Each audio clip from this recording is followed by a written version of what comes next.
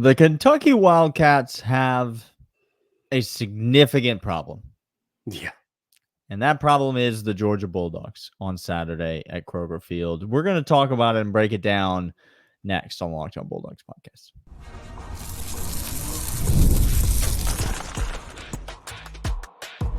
You are Locked On Bulldogs, your daily podcast on the Georgia Bulldogs. Part of the Locked On Podcast Network, your team every day. Welcome back. He is Daniel. I am Clint. This is Locked On Bulldogs, part of Locked On Podcast Network, your team every day. Thanks for making us your first listen and the everydayers that are here with us. Today's episode brought to you by 5-Hour Energy, 5hourenergy.com. More on them in a second. Daniel mentioned it in the open. Kentucky got a big problem in that it has agreed a long time ago to be part of the SEC. It said, yes, I would like to be part. I would like to participate as an SEC member. Problem one. Fun. Yeah, sounds fun. Problem two. Because of that, I agree to play teams in the SEC on a yearly basis. Well, that's tough. Problem three, just so happened that agreeing to do those things acquiesced into Georgia coming to Kroger Field when you can't play football and Georgia seemingly can't do anything wrong. So it's bad. Just in short summary, bad equation. It's not great. If you're looking for a prediction about how this game's going to go, you're going to find that on Thursday. Okay, so you're not going to hear Clint or I give score predictions or anything on this game in today's episode. Let's take this Kentucky team in 3 segments. Okay, it just so happens we got 3 segments right here on the pod. Hey, look that's quite odd. What a coincidence. It's a coincidence of epic proportions. Let's make segment 1 just our big picture, big feel thoughts about Kentucky. Let's talk about Kentucky's offense in segment 2, and let's talk about and how they match up against Georgia's defense and Kentucky's defense in segment 3, and how they match up against Georgia's offense. The big picture thoughts are: you ever have a blind date, Clint? Like, even just the conceptually, like, you get the idea of what a blind date is. No, I get the idea that somebody sets me up with somebody else. I walk up without knowing who this person is, what they're about, and so it's a blank slate. I have no. And you're going off of just the good faith word of a friend of yours or whoever it is that made this connection, and they said, "Clint, listen, trust me. I think it's going to be a really good match. I think there's chemistry. I think you guys are really compatible. She's a great gal." Great. I understand. This is the situation that Kentucky finds themselves in. And let me just spoil it, get ahead of it. Brock Vandagriff is not a great gal. He's not a catch. I understand in any sense of the word. Kentucky got sold a bill of goods here. They went after the wrong players in the transfer portal. This is my big picture thought about Kentucky. Yeah. Mark Stoops, don't forget, had both feet out the door. He accepted the Texas A&M head coaching job. Not figuratively. It was over. Literally boarding a plane. And then it got leaked, and he got unhired, and he had to walk it all back. Boo, no. How concerned do you think he was in building the Kentucky roster this offseason, knowing that he was on his way out the door? You see what I'm trying to say is Kentucky has significant problems, as I said in the open. My big picture thoughts are, and I don't know how you're going to feel about this, Clint. I think Kentucky's biggest problem is Mark Stoops, their head coach. Now, this is a guy that Kirby Smart respects the heck out of. This is a guy that Kirby Smart absolutely, you know who Kirby doesn't respect? Dan Mullen. And it's very obvious based on the way he talks about him. Okay? That's right. That's right. You know who Kirby does respect? It's Mark Stoops. And it's very obvious based on the way he talks about him. And you and I have been big respecters of Mark Stoops for years now. I have.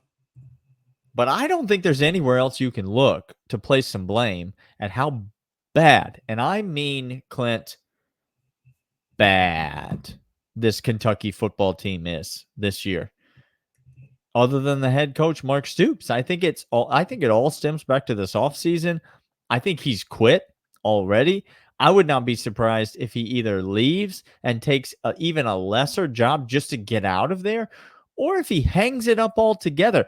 I wouldn't be surprised if Mark Stoops retires after this year. I think he's done being the head football coach at Kentucky. Well, like, that's the problem with this team. I think the problem with Kentucky that he is discovering, here's how he has operated because he's at Kentucky. You want to count yourself up there and as an up and coming and go ahead and getting some recruits, but he has 4 offensive players that are starting as transfers this year, starting at key positions: guard, tackle, wide receiver, quarterback. Now, if you were to understand how Kirby's That's smart just operates, on offense. That's just on offense. He has transfers starting on defense as well. Haven't even gotten to the defensive side at all. They are from Florida, Tennessee, North Texas, and Georgia. Okay.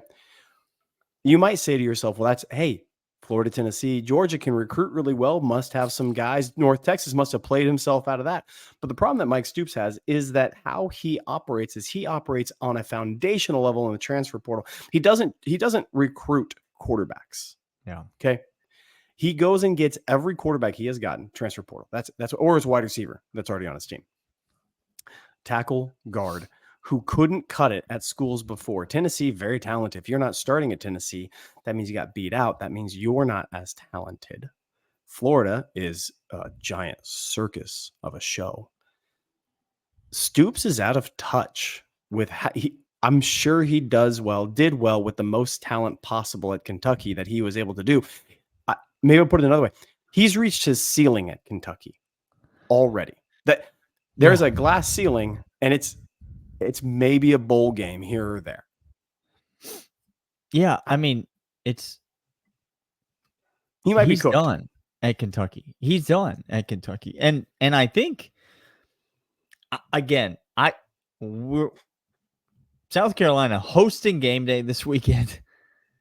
Which, I mean, good for Shane Beamer. Like, what in the world is going on with Shane Beamer?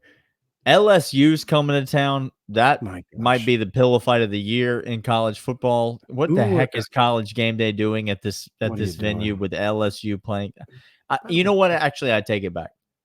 It's a perfect place for College Game Day to be. The pillow fight of the year sounds exactly like something that College Game Day would be interested in. How come dude can take his shirt off, go 12 deep at the bar, be absolutely slobbering, and nothing get ESPN? He's single-handedly keeping that network afloat right now. That's why, Clint. That's why he could literally do anything he wanted to, and they couldn't touch him. Anything he wants. He's untouchable. That's a statement about the society we live in. We're going to talk about Kentucky. We're going to talk about the issues that they have on the offensive side of the football coming up right after this. But first, we want to let you know about Ultimate GM. Daniel, we love Ultimate GM. It's a fantastic place. It's a fantastic game that you need. Great app. Get on over there right now. And if you do, you're going to get a bonus, 100% free bonus. We love doing it. It's amazing game simulation. It makes you step in the shoes of being Kirby Smart and them Georgia Bulldogs. Can you imagine actually being Georgia in this game? Recruiting players, hiring coaching staff, overseeing training camps, and handling school scholarships. Will you be able to handle the pressure? And here it is. What we really love about the game, what I actually love, you're responsible for calling offensive plays during the games. Your strategy will not only determine the success of your football team, but it will shape the future legacy of every program. Ultimate College Football Head Coach is completely free, has no ads, 100% playable offline. You can play on the go just wherever and whenever you want. And, of course, we have a special offer for Locked On Bulldogs fans. Use the promo code LOCKEDONCFB, all caps, inside the game store to receive a free boost of the program. Make sure you get advantages of this perk. Get your team off to a strong start. Download the game. Visit ultimate-cfb.com, ultimatecfb.com, or look it up at the App Store. Ultimate College Football Head Coach. Begin your coaching legacy today. Oh, Clint, the Kentucky offense. I mean, I would ask where we're going to start, but we're obviously going to start with Brock Vandagriff. We have to start. That's where we're going to start. The bill of goods that he was sold that you had mentioned in the first segment. If you watched his face, I watched a man in a blender when the TV panned to him and then Brock taking off his chin strap, and Mark Stoops did one look up and then crossed his arms and said to himself mentally, "Don't make any face right now. You're on TV. They're on you.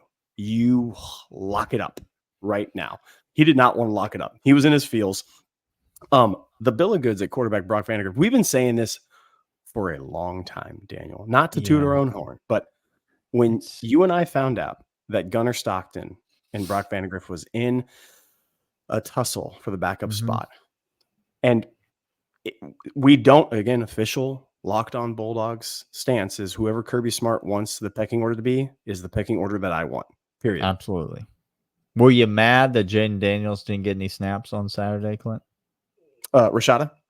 Oh, Jaden Rashada. Yeah, sorry. Jaden Daniels. Not one bit. No, not at all, because whoever Kirby wants to play, he'll play. That's fine. That's the one. When Brock Vandagriff left, I knew we have the better one.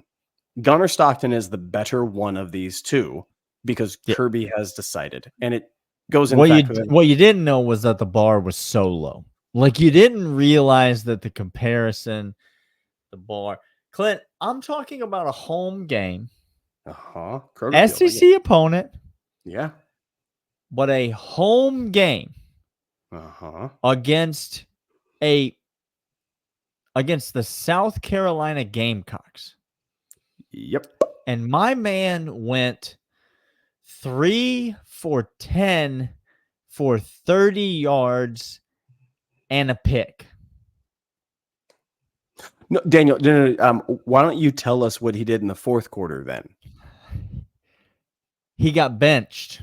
Oh, okay. So, but coming out of half, he must have done better than that 3 for 10, 30 yards and a pick. No, that was the full allotment of his time was 3 for 10. That was the whole time then. For 30 yards. The best offensive weapon on South Carolina's team is a guy named Barryon Brown, and he is lightning quick. Yeah, he's a fantastic wide receiver. How many catches do you think he had on Saturday? Well, if I'm doing the maths, math is hard. Just so you know, the backup was 3 for 7 for 14 yards. So, oh no. So I'm gonna say he probably had all 6 catches. Daniel, he had 0 catches. The 0, the goose egg. So you can't get the ball in the hands of your best player at all because you have literally no one to play quarterback. I knew in week 1, I watched a good amount of the Kentucky game. Kentucky had that week 1. I can't even remember who they played. It was a nobody, but they were on the SEC Network late night game. Yeah. And it was like a 2.5 hour rain delay. And so this game didn't come on until, like 11 o'clock Eastern. Southern Miss. I took the points in Kentucky. Yeah. So they played Southern Miss and, they handled their business against Southern Miss. It's not like they looked bad. And they only ended up playing like 3/4 of that game because there was lightning and there was all sorts of things like super long delays again, whatever. I watched a good amount of that game, and I'm here to tell you, and you won't be surprised at this if you're a Georgia fan. Won't be. So often, Brock Vandagriff would drop back in the pocket. He would take one look around, and guess what he would do, Clint? He would tuck that ball under his arm, and he would start running. And guess what? Against Southern Miss, he gained quite a few yards doing that. And the SEC Network crew, which... The SEC Network crew could not believe. They said, this guy was a pocket passer. I didn't know he could use his legs like this. And as a Georgia fan, I'm listening to this and I'm like, no, he's not a pocket passer. He's a runner. He's just a runner. He runs. Well, that's going to work against Southern Miss. It ain't going to work against South Carolina. And it sure as heck ain't going to work on Saturday against CJ Allen Yep. and Raylan Wilson, Keep going. Smile Mondin, And and all them Georgia players on that defense. that's what's so he just fantastic. doesn't have it. No, he can't read, he can't comprehend, and he can't throw. We saw that at every G Day. Every single time you saw Brock Vandagriff get playing time at G Day. If his first read wasn't there, he tucked it, and it was almost like he was looking for contact when he ran. He wants to be a running back. That's the only thing I could explain about this kid, which is like, fine, go do that thing, but you're not Milrow. You're going to get tackled. You get hit, you go down. He gets hit. It's a 50-50 chance he goes down. Our guys are faster than you. Unequivocally. Aguero is tougher than you. Malachi Starks, tougher than you. KJ Bolden, he is hoping and praying that you decide to tuck and come off tackle because he is licking his chops waiting for it. Our linebackers, the top 5 graded out players from the last couple of weeks, 3 of them are linebackers, Daniel. Like, it's not a sustainable thing for Kentucky against us. They don't match up well at all. Nothing about them does. No, and they have talented players. They do. Not enough, but they have talented players. The backfield is not nearly what's been in years past under Mark Stoops because he didn't care because he was leaving. The wide receiving core, not all that great, but they have talented players.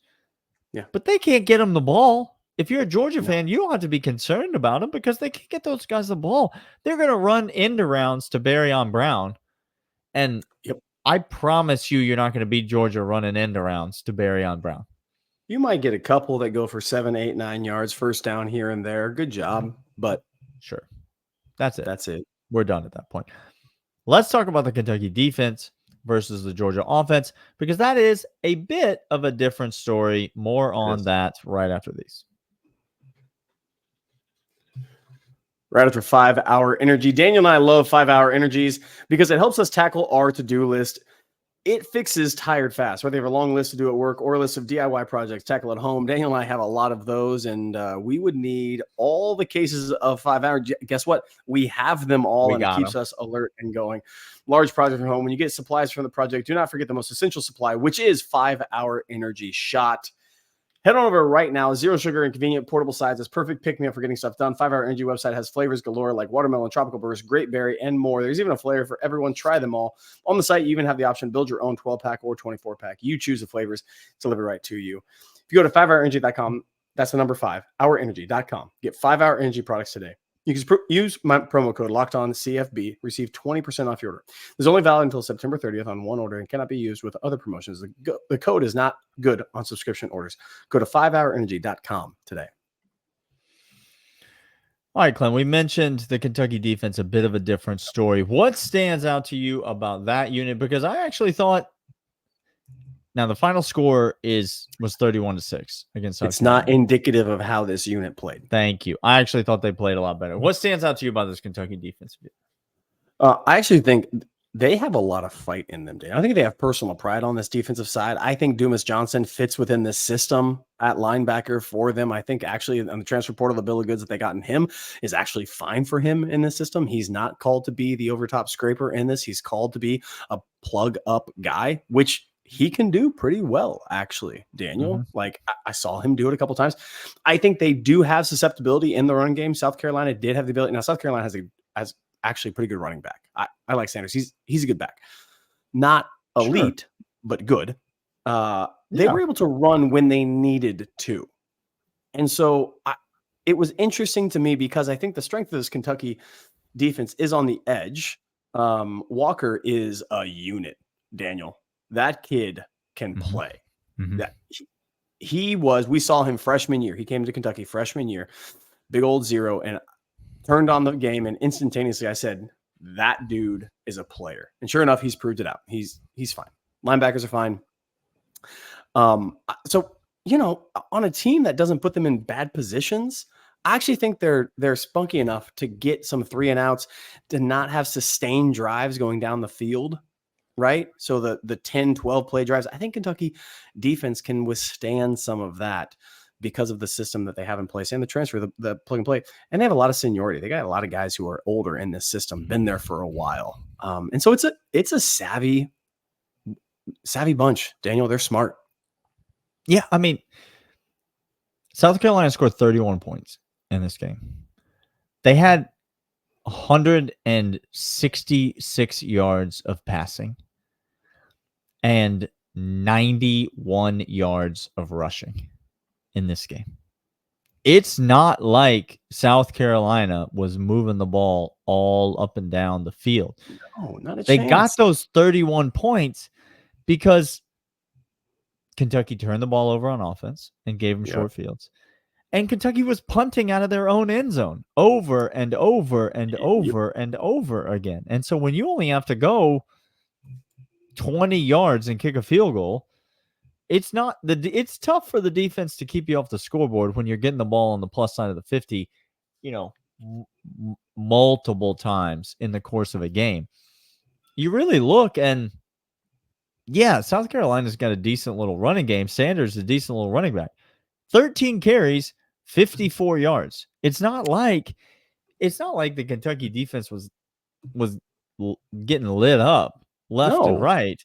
The Kentucky defense, in fact, for a large portion of that game, it got a little out of hand in the fourth quarter, but for a large portion of that game, the Kentucky defense was fighting like dogs to try to keep them in the game. It was 10-6 at halftime, and that was entirely because of the Kentucky defense, the fact that it was 10-6 at halftime. And so, yes, it got out of hand late. I'm sure that defense got sick and tired of watching the offense go out there and go 3 and out, three and out, interception, 3 and out. I'm sure that played a role in the game. I'm anxious to see how Georgia's offense performs. I think this will be another test. We went up against Clemson. It was a slow start, but Mike Bobo was able to figure out what they were doing and draw up a game plan, and ultimately Carson Beck and the team were able to execute it. I am curious to see how this Georgia offense will play against this Kentucky defense. I think Kentucky's going to try to take away the run again. Will Georgia be able to run the ball? I think having ETN back will help. Will Georgia be able to run the ball? Will they have to resort like they did against Clemson to kind of spreading it out, going 4 or 5 wide and throwing it a bunch in the second half to try to loosen things up? I'm curious to see how the matchup is going to play out, but I think that's the side of the ball where I think there might be some interest. How many points will Georgia score in this game? Because Kentucky's not going to score very many. No, Kentucky will not. I mean, they might not have more than any points. 9 points. I mean, 9 points would be like the ceiling for me in this game, which is Georgia going to give up their first touchdown of the year in this game? I don't think so. Childress is my guy to watch on this. Nickelback, kind of the star position, kind of DB linebacker that they have over there.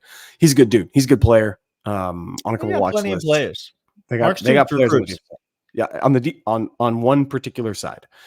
The other side, he was hoping oil money was going to recruit for him, and it ain't no oil money in Kentucky. He had accepted the offer. He was on the plane. It's my favorite story of the offseason. And that this is your captain speaking. We are turning around. Get off the plane. You ain't going. He is Daniel. I am Clint. This is Locked On Bulldogs, part of Locked On Podcast Network. Your team every day. We'll see you guys tomorrow talking about them Georgia Bulldogs. We'll see you guys then. See ya.